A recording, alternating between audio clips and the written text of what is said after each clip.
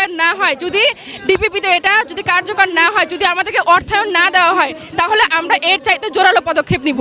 এবং আমরা চিন্তা করছি সামনে যদি আমাদের ক্যাম্পাস যদি ভালোভাবে না দেওয়া হয়, অর্থায়ন না দেওয়া হয়, উল্লাপাড়া স্টেশন আমরা অবরোধ করব।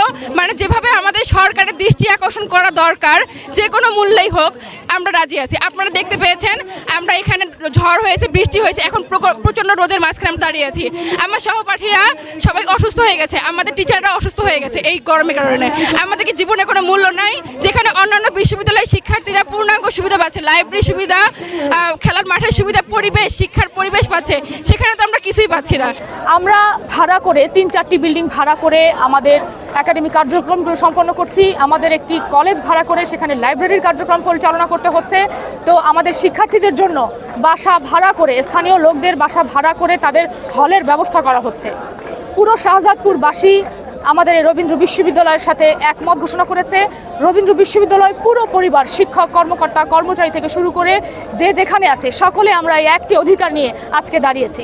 কেন এতদিন দীর্ঘদিন ধরে ঝুলে আছে আমরা সেটি জানি না, এবং শিক্ষার্থীরা দীর্ঘদিন ধরে আন্দোলন করেছে। এই বিশ্ববিদ্যালয়ের প্রতিষ্ঠার বয়স প্রায় 9 বছর হয়ে চলেছে। এই বিশ্ববিদ্যালয়টি একটি বিশ্বকবির প্রতি, যিনি নোবেল লরিয়েট, যিনি জাতীয় সংগীতের রচয়িতা, যিনি বাংলা ভাষাকে বিশ্বের দরবারে মর্যাদার আসনে আসীন করেছেন, তার নামাঙ্কিত এই বিশ্ববিদ্যালয়টি কেন অবহেলিত, সরকার কেন এটির প্রতি উদাসীনতা দেখাচ্ছে আমরা সেটা জানি না। আমরা অবিলম্বে এই ডিপিপি যেটি দেওয়া হয়েছে সেটি দ্রুত বাস্তবায়ন হোক এবং সেটি দ্রুত অনুমোদন হোক, সেটি আমরা চাই।